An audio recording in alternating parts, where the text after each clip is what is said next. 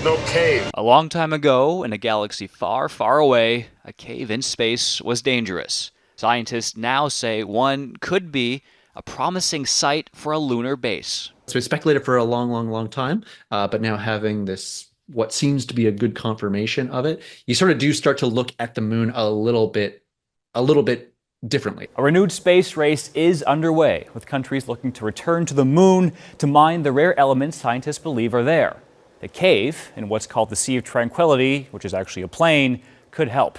It's about 100 meters wide and looks to be about 100 meters deep.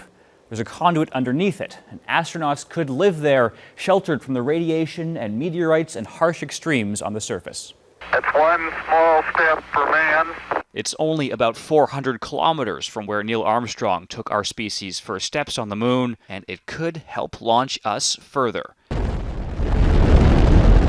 The Artemis program, which includes Canada, aims to return to the lunar surface by the end of the decade, and then to the red planet, where scientists have spotted around 1,000 caves. Mars does not have a magnetic field to block a lot of that harmful solar radiation. So going either underground or into a cave sort of system does give you that added protection. The findings come from a new analysis published by the Nature journal, and the Italian research team calls for robots to explore the cave. That's likely still years away, but finding a safe place to live on the moon could be a foothold to step among the stars. Nathaniel Dove, Global News. Let us not forget that within 300 seconds, with the passive shielding that our crafts currently have, without having the active shielding that hasn't been invented yet, this is how long your cells can last outside of the magnetosphere.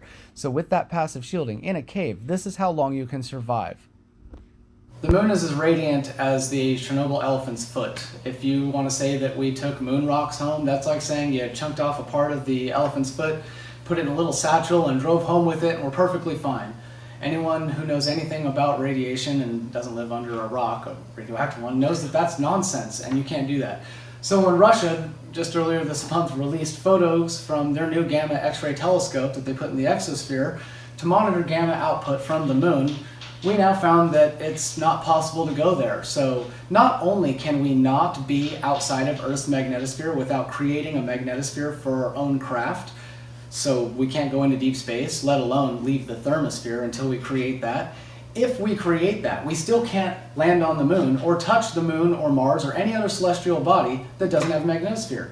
It's been being bathed in radiation since the beginning of the stars and the beginning of radiant environments. It's been hit by particles from 1 GeV all the way up to 500,000 TeV consistently.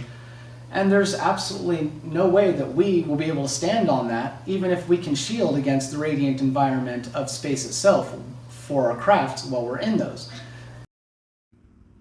Radiation is the #1 reason why human beings do not leave low Earth orbit, why we don't go into deep space outside of the magnetosphere, and why we do not go to the moon and did not go to the moon. Here on this channel, it explains in detail all of NASA's attempts to deal with radiation outside of low Earth orbit, their failures, and what their solutions are.